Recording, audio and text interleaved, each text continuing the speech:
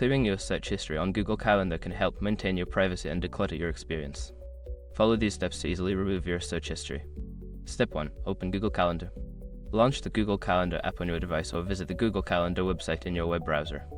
Step 2. Access Settings. Look for the gear icon or the menu option in the top right corner of the screen. Click on it to open the Settings menu.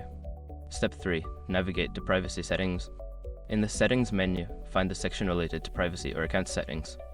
This is where you can manage your search history and other privacy-related options. Step 4. Clear Search History. Locate the option for clearing your search history. This may be labeled as Clear Search History or something similar. Click on this option to remove your past searches. Step 5. Confirm Action. You may be prompted to confirm that you want to clear your search history. Confirm your choice to complete the process. By following these steps, you can effectively clear your search history on Google Calendar.